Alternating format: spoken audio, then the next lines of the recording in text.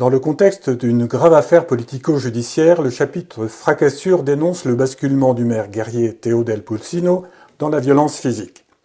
Le 8 juillet 2016, le tribunal administratif annule la vente trouble du camping municipal, révélant ainsi qu'il est exploité illégalement depuis 2011. Cette situation engage la responsabilité du maire et de la commune. Le soir même, lors d'un conseil municipal, le maire profère plusieurs mensonges à l'Assemblée. Jean, élu d'opposition, proteste vivement. À la sortie de la séance, l'altercation dégénère. Le maire agresse physiquement Jean, lui assène une gifle violente, avant de se poser lui-même publiquement en victime. Jean porte plainte pour violence, tandis que le maire dépose une plainte à l'inverse. L'agression provoque chez Jean un état de choc, suivi de complications médicales graves. Il décède 4 mois plus tard. Son opposant mort, le maire persiste à nier les faits et à s'acharner contre lui.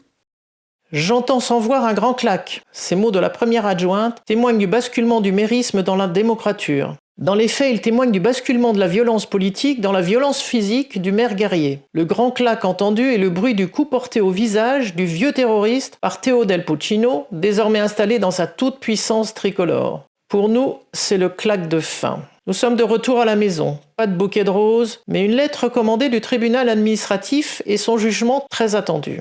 Nous apprenons avec satisfaction l'annulation pour la seconde fois de la délibération de vente du camping municipal. Ce 8 juillet, en effet, un conseil municipal se tient avec pour ordre du jour principal le déclassement de 691 objets d'art appartenant au patrimoine de la commune en vue de leur cession ultérieure. Les élus de Mosaïque indiquent clairement au début du débat ne pas être opposés à une vente d'œuvres d'art et questionnent calmement les experts présents sur leurs estimations. Jusque-là, tout va bien. À aucun moment il n'est question lors de cette séance du scoop judiciaire du jour. C'est dans les 5 dernières minutes de ce conseil que la situation dérape lorsque le maire, en réponse aux questions écrites, soutient 3 gros mensonges à l'Assemblée. Jean réagit vivement. « C'est encore un mensonge, vous devez rembourser la commune, vous êtes un La suite de sa phrase se perd dans les limbes du conseil et les bruits de chaises déplacées. Le maire a coupé les micros et a levé précipitamment la séance. À la sortie de la salle de conseil, il interpelle Teo Del Pulcino pour lui dire en face sa vérité, pour simplement finir sa phrase abusivement interrompue.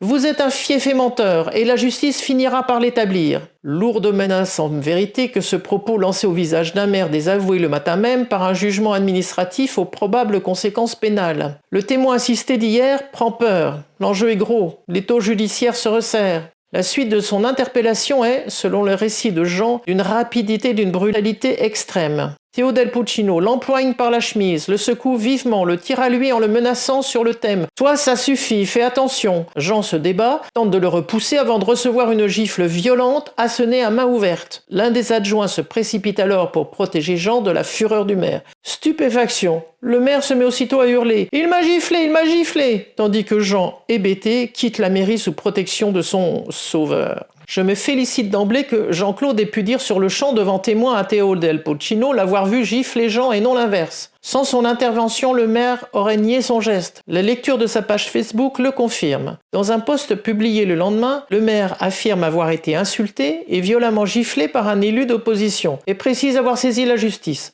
Ses fans se déchaînent en commentaires de soutien et d'éloges pour son sang-froid à ne pas avoir rétorqué, ce qui le laisse à croire. Les plus belliqueux d'entre eux abondent en propositions de gros bras pour régler son compte au vieil emmerdeur. La nuit est longue et difficile. Dès le samedi matin, je contacte notre médecin traitant. Mon récit du trouble émotionnel de Jean, de ses plaintes de douleur, le convainc de nous recevoir en soirée à son cabinet.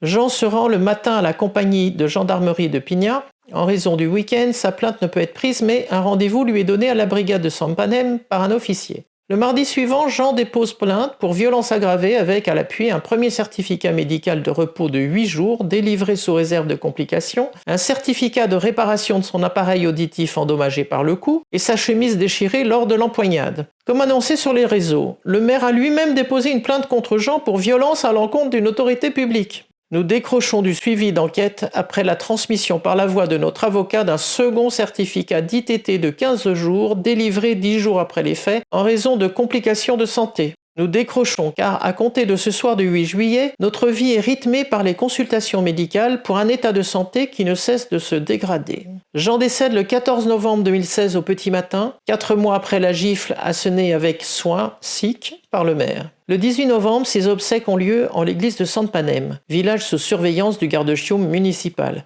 l'adjoint à la sécurité. Seul élu de l'équipe majoritaire présent, connu pour sa détestation de Jean, il veille au respect de la consigne donnée aux employés municipaux. Ceux-ci ont été priés de ne pas participer aux funérailles du terroriste pugnace. Une indignité qui succède au refus d'hommage opposé par le maire aux élus du groupe Mosaïque lors de la séance du conseil municipal tenue le lendemain du décès. Une indignité qui fait suite à un communiqué mensonger du maire dans le journal L'Indépendant la veille même des obsèques, comme si son opposant mort continuait de le hanter.